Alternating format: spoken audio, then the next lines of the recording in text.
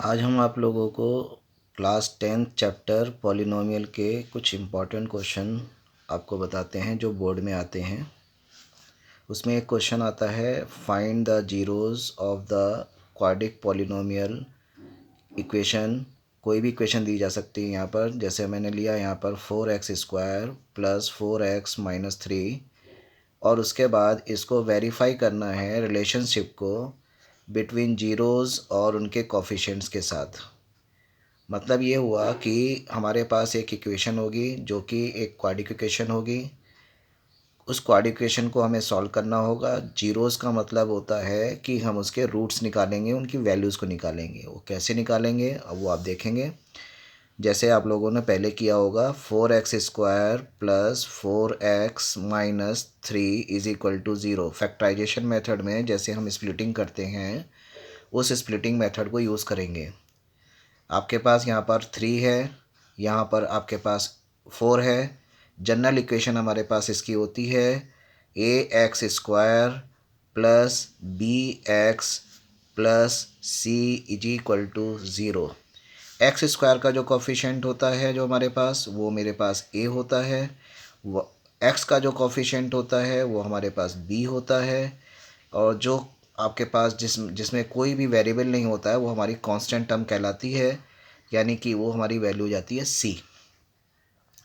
अब आप किस इक्वेशन को देखेंगे तो इस इक्वेशन के हिसाब से हमारे पास a की जो वैल्यू है वो हमारे पास 4 है, b की जो वैल्यू है आपके पास वो भी +4 है, और जो c की वैल्यू है वो हमारे पास -3 है। तो सबसे पहले हम क्या काम करेंगे, चूँकि हमें पहले जीरोज़ निकालने हैं, तो पहले जीरोज़ निकालने हैं तो आपके पास ये इसका स्प्लिटिंग करेंगे। स्प्लिटिंग में आपने देखा 4 3 जा 12, आपके पास ये दोनों कोफिशिएंट को मल्टीपल करेंगे। 4 3 जा 12, 12 के ऐसे आपके पास स्प्लिटिंग करना है जिससे आपको 4 मिल जाए। तो 4 इंटू हमारे पास आपका हो गया 12, और 12 के हम पेयर बनाएं अगर हम, तो 12 के पेयर बनते हैं 2 इंटू 2 इंटू 3, 2 2 जा 4, 3 जा 12। अब इसमें हम 12 को हिसाब लगाएंगे कि जिससे कि हमारे पास प्लस या माइनस करके हमारे पास 4 आ जाए। सपोज़ कीजिए कि मैं यहाँ पर करता हूँ, जैसे 2 2 जा 4, एक पेयर ये बनाता हूँ और एक पेयर हमारे पास 3, तो 4 और 3 का पेयर होता है जिससे हमारे पास 4 नहीं आएगा, क्योंकि 4 और 3 से या तो 1 आ सकता है या 7 आ सकता है। इसलिए हम दूसरा पेयर ढूंढेंगे। इसमें हम एक पेयर दूसरा ढूंढते हैं। 3 2 जा 6, 3 2 जा 6 एक ले लेते हैं और एक 2 ले लेते हैं। तो 6 का पेयर हो गया मेरे पास और एक 2 का पेयर हो गया। तो 6 और 2 को अगर हम सब्ट्रैक्ट करते हैं तो मुझे 4 मिल जाएगा।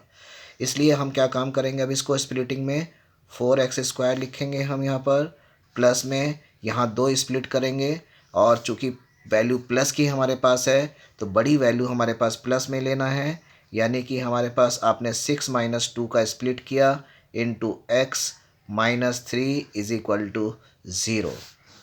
4x² हो जाएगा इक्वेशन, प्लस मल्टीप्लिकेशन करेंगे इसमें हम 6x - 2x -3 is equal to 0।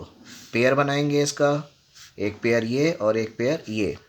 इस पेयर में आप बनाते हैं तो आपके पास क्या कॉमन आता है, फैक्टराइजेशन में आप लोगों ने देखा होगा कि 2x हमारे पास कॉमन आ गया। यहाँ बचेगा 2x, 2x से ये डिवाइड कर दिया हमने, 2 आ गया हमारे पास यहाँ पर, x से ये डिवाइड किया, x आ गया, प्लस का निशान आ गया मेरे पास, प्लस आ गया, 2 3 जा 6 आ गया, x से x कट गया। ओके, अब यहाँ पर हम देखेंगे, यहाँ पर कोई चीज़ कॉमन नहीं है। जब किसी का कोई वैल्यू कॉमन नहीं होती है तो उसकी वैल्यू 1 होती है। तो यहाँ पर अब साइन माइनस का है, माइनस लगाएंगे हम, यहाँ पर 1 लिखेंगे हम यहाँ पर। उसके बाद इस ब्रैकेट में क्या बचता है वो देखेंगे। चूँकि 1 से हम डिवाइड कर रहे हैं तो ये टर्म्स हमारे पास 1 से डिवाइड होने के बाद 2x आएगा। ब्रैकेट से पहले मैंने माइनस लगाया है। आप लोगों को पता होगा कि जब हम किसी भी इक्वेशन में ब्रैकेट लगाते हैं या ब्रैकेट खोलते हैं तो अंदर के जो साइन होते हैं वो चेंज हो जाते हैं। तो आपके पास ये 2x हो गया, और ये जो माइनस की जो वैल्यू है ये हमारे पास प्लस हो जाएगी, और फिर 1 से इसको डिवाइड करेंगे तो ऑलरेडी हमारे पास यहाँ पर 3 आएगा इज इक्वल टू 0। अब आप देख रहे हैं यहाँ पर ये दो चीज़ें फैक्टर्स में हमारे पास कॉमन आ गई, 2x + 3। तो ये हो गया मेरे पास 2x+3 एक फैक्टर, और दूसरा फैक्टर हो गया मेरे पास 2x-1। दूसरा फैक्टर हमारे पास हो गया 2x-1, जैसा कि आप लोग यहाँ पर देख रहे हैं। नेक्स्ट हमारे पास इज इक्वल टू 0 हो गया। एक बार अब इसको 0 करेंगे, एक बार इसको 0 करेंगे, वैल्यू निकालेंगे इनकी जीरोस की, तो 2x+3 इज इक्वल टू 0 करेंगे हम यहाँ पर। तो x की जो वैल्यू आएगी हमारे पास 2x हो जाएगा, 3 इधर चला जाएगा हमारे पास -3, और x इज इक्वल टू आ जाएगा -3/2। सिमिलरली हम दूसरा काम करेंगे। दूसरे में हम क्या करेंगे, 2x-1 इज इक्वल टू 0 लिखेंगे, ये फैक्टर भी 0 हो जाएगा मेरे पास। अब यहाँ पर हमारे पास क्या हो जाएगा, ये 2x इज इक्वल टू हमारे पास 1, और x इज इक्वल टू हमारे पास हो जाएगा 1/2। ये हमारे पास इसके दो जीरोज़ आ गए, ये हमारे पास दो जीरोज़ आ गए, जिसमें एक x हमारे पास आया -3/2, और एक आया हमारे पास x इज इक्वल टू 1/2। अब हम क्या काम करेंगे कि इसके इक्वेशन हमारे पास होती है जनरल इक्वेशन, जैसे ये ax² + bx + c। तो अब हम इनका इक्वेशन बनाएंगे, जिसमें हमारे पास फॉर्मूला होता है आपके पास x² minus sum of root, ये रूट जिसको हम 0 बोलते हैं, into x plus product of root.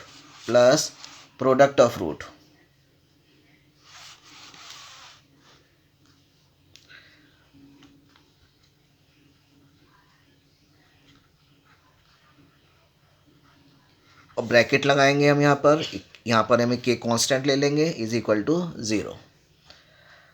अब हम क्या काम करेंगे, जो इक्वेशन हमारे पास होती है, हम इसमें एक चीज़ जानते हैं कि जनरल इक्वेशन में जो हमारे पास x² हो गया प्लस का bx हो गया मेरे पास, plus c is equal to 0। तो इनके जो रूट्स होते हैं हम उनको अल्फ़ा एंड बीटा हम लेट करते हैं। दो रूट्स जो हमारे पास, जो ये वैल्यू निकल के आई हैं आपकी x और 2x आई हैं आपके पास, ये इसको हम एक को अल्फ़ा मानते हैं, हम एक को इसको हमको बीटा मानते हैं, जो रूल के अनुसार से है। अब यहाँ पर हमारे पास सम ऑफ रूट क्या होता है, सम ऑफ रूट जो फार्मूला होता है वो आप देख लेंगे। सम ऑफ रूट होता है माइनस का b/a, यानी कि अल्फ़ा प्लस बीटा की जो वैल्यू हो गई वो हमारे पास फॉर्मूले के हिसाब से, जनरल इक्वेशन के हिसाब से -b/a हो जाएगी।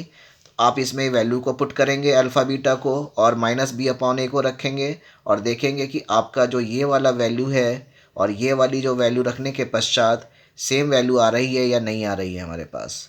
सपोज़ आप देखेंगे कि आपने अभी यहाँ पर क्या किया था, a की जो वैल्यू निकाली थी आपने 4 निकाली थी, b की वैल्यू क्या निकाली थी 4 निकाली थी, c की वैल्यू क्या निकाली थी -3 निकाली थी।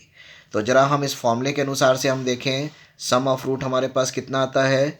तो b की वैल्यू जो आपके पास थी वो आपके पास +4 है, तो आपके पास -+4 डिवाइडेड बाई हमारे पास a की वैल्यू 4 है, तो a की वैल्यू 4 रखेंगे और इसे कैलकुलेट करेंगे।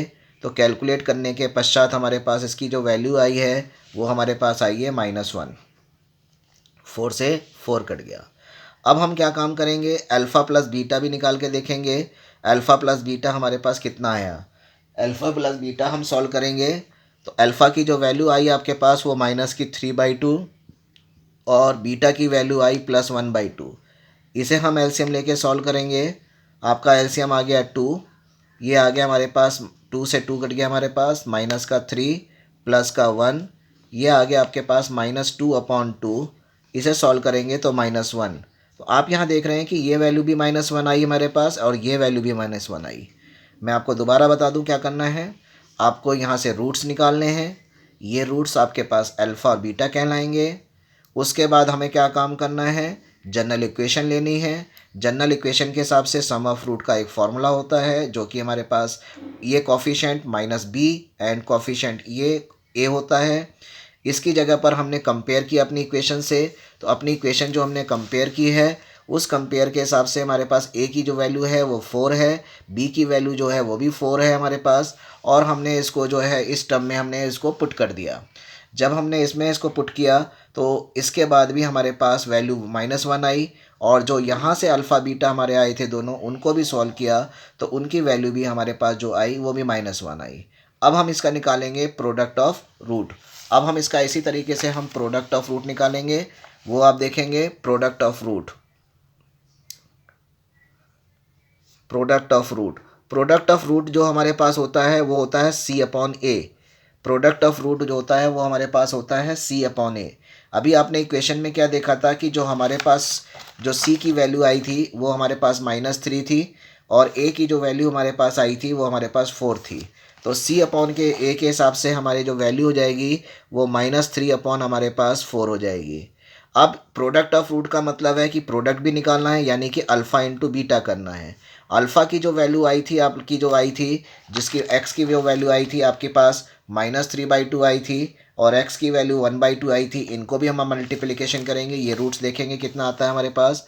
तो माइनस का 3/2 एंड 1/2 को मल्टीप्लिकेशन करेंगे तो ये भी -3/4 आया। तो आपने क्या देखा कि सम ऑफ रूट एज पर अकॉर्डिंग फॉर्मूले के अनुसार से, और सम ऑफ रूट और प्रोडक्ट ऑफ रूट एज पर हमारे पास जीरोस के हिसाब से जब हमने निकाला तो दोनों वैल्यूज़ हमारे पास सेम आई। इस प्रकार से जो हमारे पास जो ये इक्वेशन है वो हमारे पास क्या हो जाती है, वेरीफाई हो जाती है कि इसके जो जीरोज़ हैं, जो क्वेश्चन में बोला था कि इनके जो जीरोज़ हैं वो वेरीफाई कीजिए रिलेशनशिप को बिटवीन द जीरो में और coefficient of polynomial. Coefficient of polynomial आपने यहाँ पर देखा और जीरोज़ आपने देखा। तो इस तरीके से हमारे पास एक क्वेश्चन आपके पास ये बोर्ड में आता है। ठीक है, इक्वेशन चेंज करके आती रहती हैं हमारे ये। अभी मैं आपको एक क्वेश्चन ये करके आपको दिखा रहा हूँ, इसके बाद में आपके सब सामने एक दो क्वेश्चंस और मैं सॉल्व करके बताऊँगा। ठीक है, आपको अगर ये अच्छा लगा है तो मेरे चैनल को सब्सक्राइब कीजिएगा, लाइक कीजिएगा और शेयर कीजिएगा।